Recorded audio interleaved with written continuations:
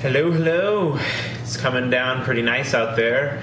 And I thought of a cool aesthetic that I could use to try and film another neato little video. I wanted to think of something really cool and impactful to talk to you guys about while I had this snowstorm going on. And nothing really came to mind.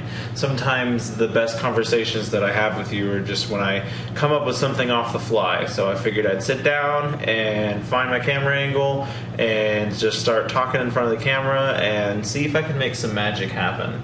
My video titled Work Sucks, I Know hit like 800 people, like 800 views in like a day, and that's huge for me. Like, I do not ever get that level of attention from any of my videos, and so getting that feels amazing because like I was just worried and convinced that I was going to start this project and I was going to get just a whole bunch of nothing in terms of like my response and the attention that I would get from anyone on the internet. And it's so easy to feel like you have nothing valuable to offer the internet, especially when there's so much content out there already. So like even knowing that just 800 random people just checking out that video was a huge success for me,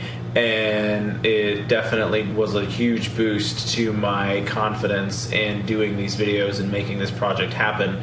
And so my mic is set to come in on Wednesday, provided that the snow does not interfere with arrival times. And so that's going to be awesome when I get a new mic coming. I have to admit, I do realize that the sound quality is not of the best variety when I make these, but I am working on just the mics and the equipment that I had around the house when I started this project, and slowly but surely upgrading so that we can make better content for you all out there to watch. But really just wanted to kind of sit and talk a few minutes about like emotions and that whole thing. I'm a pretty stoic individual, is that the word for it? I am not frequently rocked by emotions, and like the emotions of a situation do not frequently affect me. And in some ways I feel as if I am broken sometimes when that happens. I had a very close friend of mine pass away 2 or 3 years ago now, and I never once had like a super major emotional moment about it. Like, obviously, like they were gone and I came to that realization, and that did not feel good, but like I never broke down and like had a good cry about it or anything. And it's not like I was really trying to avoid it either, it just didn't happen.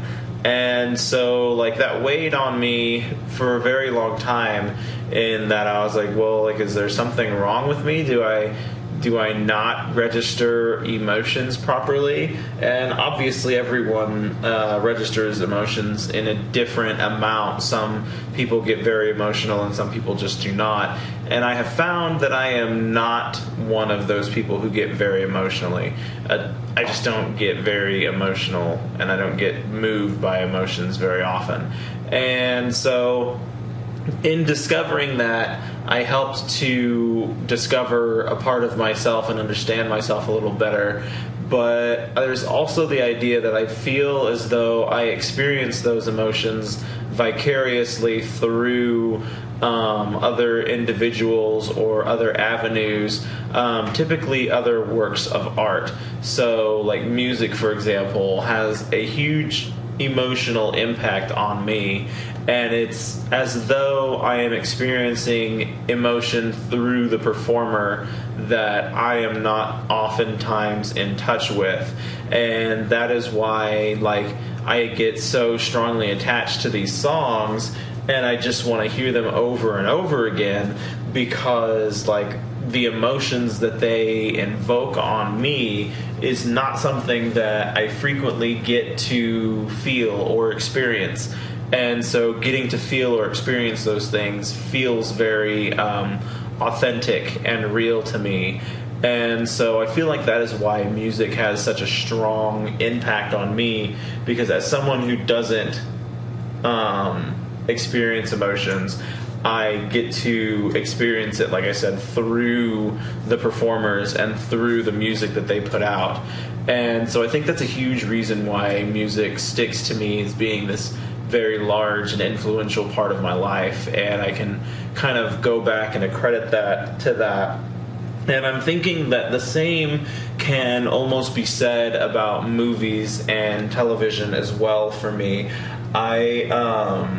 Historically speaking, I don't watch a whole lot of movies. I find a hard time carving out the 2-hour time block to watch a movie, which is odd because it's just a mental game, really. I can sit down and watch like a good TV show or an anime. I can watch 2 hours worth of that in one setting, but it feels like I've accomplished more because I've usually knocked out several episodes. Whereas if I watch a single movie, it's like I've been following one single story for 2 hours, and it's just very difficult for me to keep that going. And so at any rate, I didn't watch movies for a very long time, or at least I didn't watch them very frequently. And there was like the whole kind of creative rut when I decided that I wanted to start making my own stories. A lot of that came out of the fact that I was frustrated or annoyed with experiencing other people's stories, so I decided to just create my own at that point. And when I reached that point, my viewing of movies and stuff really plummeted because I wasn't doing it a whole lot anyway, and why do it now that I'm just going to make my own, so to speak. And so it really did go downhill from there, and I just did not experience movies very often. And I think what has helped me now is being able, I feel like the S on my bandana or my beanie is not in a good place. I don't know if you guys, I don't even know if it matters. But I feel like now I'm able to enjoy movies on a more emotional level like I do with music. And so I have both avenues now of entertainment that help me kind of channel the emotions that I myself do not frequently feel or experience. And I think that's been a huge help in just becoming more comfortable with who I am and things I feel or believe in and things of that nature. And I feel like coming to terms with oneself is a very deep thing to do, and it's also a very difficult thing to do. Like, I feel like a lot of people can live their entire lives, and like a long, healthy life at that, and still not be fully comfortable with who they are. And so for me to feel like I've reached that comfort level at barely, not even 30, but very close to 30, feels like a pretty major accomplishment to have under my belt. And like, my mental psyche right now is definitely at the best place that it's been like forever, like as long as I've been around. Like, my mental psyche right now could not be any better, and that is a very good feeling to have, to know that my mind is as clear as it is right here in this moment right now. And it's a constant battle. Like, it's not like I woke up one day and I was like, okay, my mind is in a good place and now it's never gonna waver or anything. Like, it wavers constantly.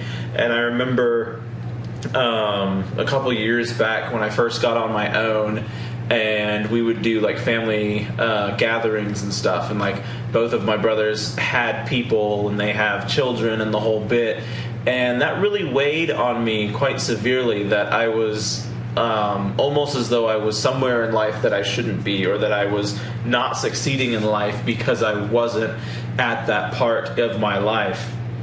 And I went through a pretty miserable phase where I was just trying to find people, so to speak, to fill that void.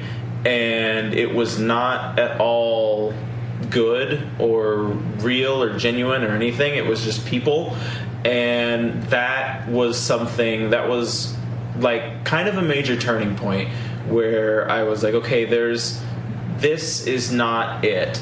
Like, I get in these fits of depression when I go and visit people and see that they have their own people, but then me trying to force people into my life isn't working either. And I came to this sort of understanding of myself that if I were going to have someone else in my life, like, it had to be the right person. And that seems incredibly obvious on the surface, but it was buried in like a veil of ice, in that like I could see it kind of. It was like translucent, but I couldn't make full sense of it. And that was like after several runarounds with individuals, because I was literally just trying to force myself into what I thought was the next stage of life. After several rounds of that force feeding, I finally realized, like, this isn't it. This isn't working, and this is not what or how things were meant to be. And coming to that realization was huge for, like, me reaching the mental stability that I have now, because, like, I'm content not having someone. And I've been content with that for a very long time, but it was the idea of seeing everyone else with someone that inadvertently pressured me into trying to feel like I needed someone.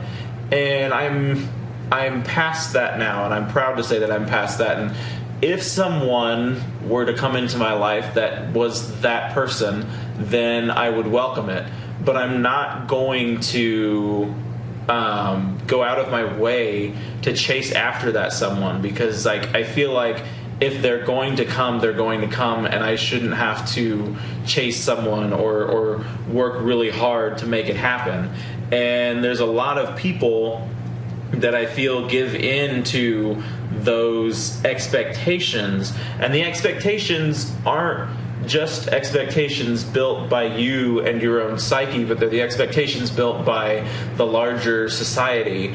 And like that is what is expected of someone, especially when they move out and they go out on their own. They're supposed to find that person that completes them, and they're supposed to live their life with that person and eventually do the whole family thing and continue on life's path the way in which we've determined that it's supposed to happen. And there's no rule books to life. There's nothing in this world is anyone saying that you have to do this, but they pressure you into it so that you think that you have to do it. And oftentimes your own mind is playing against you. And like I said, it's a constant battle. Like, I understand my mindset, and I understand who I am and how I am and the things that I want out of this life. And it took me a long time and a lot of understanding to get there. But it's still a constant battle where I see two people who seem so very happy together, and my brain's like, why aren't you doing that? And I have to back the brain up and be like, I'm happy. Like, regardless of the fact that it's just me in this house, I am happy. And coming to that realization has been more impactful than a lot of other things for me. And kind of trying to dial this back to what I was talking about with experiencing emotions vicariously through music and through movies and through the performances of other talented artists, that has added another layer of self-understanding, because I kind of kicked myself a lot when I was dealing with like the loss of that friend, and I just never had that moment, and I was waiting for it. And like, even at the funeral, like, I was well composed and I was there, and it was sad, but like, that was the extent of it. And being able to, like I said, experience emotion vicariously through the performances of good artists has helped me connect to a portion of myself that I have been previously disconnected from. And so that also feels good. And it's just a wild ride that we live in and a wild ride that we ride, if you will. And trying to navigate it all and make sense of it all is never going to be entirely possible. It's always going to be elusive in its own right and in its own way. But trying to be as good at coming to terms with what's going on as you possibly can whenever you can is a huge thing. And like, I've been talking a lot about the Iron Claw movie, and I think that's just because it's the most recent movie that I've seen. And albeit the first time I watched it, it didn't have a major impact on me. Like, I already knew the story. I already knew what was going to happen. And there's a natural disconnect for me with biopics where I know the real individuals and I know the real story.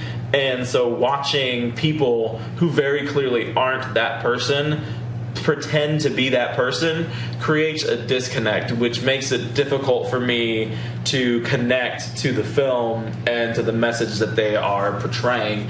I discussed this more thoroughly in another video, so I'm not going to go super deep into it here, but basically that natural disconnect is what keeps me from connecting to the story on the emotional level that I really feel like I should, because it hits all the high notes. Like, I'm a sucker for stories about brotherhood.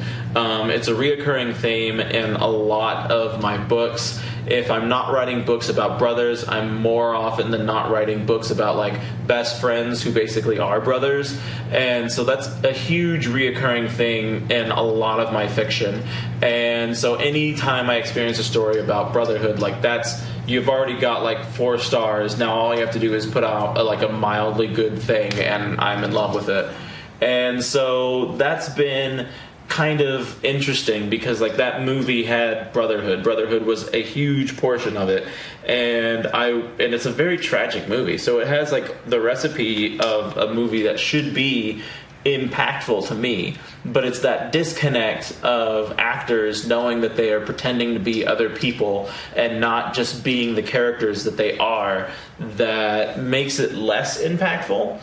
But it's happened in stages for me, really. And so the first time I watched it, and that was just me establishing the whole like concept of it all. And then I watched it again with my mom on Sunday, and I think watching it in different company hits differently because you see it through a different lens than just like watching it with my buddy like I did on Friday.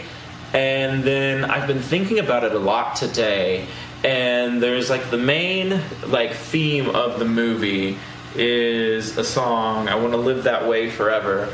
And I honestly thought it was a song from the 70s that I like didn't know, which was surprising for me because like all the other songs in that movie I knew. I was like, I know all these songs. I was doing pretty good. But there was this song that they were singing and it makes a resurgence in the movie and you see it a couple times, and I was just really surprised that I had never heard it before, and come to find out it was a song made just for this movie. And they did a wonderful job at making it sound like a song from the 70s. Like I legitimately thought it was a song from the time until I looked it up. But at any rate, that song has almost wrapped up the emotional feels of that movie into a song, and that is now having the emotional impact on me that I wanted the movie to have, or that I needed the movie to have in that moment. And so it's just another interesting way at exploring how art can impact me on an emotional level in so many different ways, like forms or anything. And it's just the core concept of that song is I want to live that way. I want to live that way forever. And it really kind of captures the idea and the mentality that I am in right now, and the fact that I'm in a very good place in life. And like I want to live that way, and I want to live that way forever. And that absolutely embodies where I am. And like the movie touches on death quite heavily. There's a lot of it in that movie, And like something that we all have to come to realizations with is there's going to be a point in time in my life where a lot of the people that are around me that I care so deeply about will not be around me anymore. Or even worse, I won't be around them anymore. And so trying to make the absolute most of the time that we have while we are in each other's lives is like, that's what is important to me at this point in time. And I've come to realize that, and I can appreciate that. And through art and other movies like that, I can reinforce my own appreciation of that. And so that's the big takeaway of all of this, is getting to know yourself better, understanding who you are and what you want out of this life better, and doing your darndest to pursue that and to get there so that you can reach some level of mental comfort and stability and stop kicking yourself over the stuff you don't understand. Find out, because it's your mind, it's your own mind, and there's no reason why you should have to fight your own mind to obtain happiness. And maybe that's the takeaway from this whole video, is you shouldn't have to fight yourself just to be happy. And so instead of fighting yourself, work to understand yourself. Look inside and understand the reasons why you think the way you do, the reasons why you do what you do. And when you understand yourself, then you truly achieve some level of clarity and some level of peace. And then pursue whatever it is you need to pursue, whether that's cherishing the time that you have with the people you care about, or pursuing your dreams and desires, whatever those might be. Like, figure it out and look inside yourself to make it happen.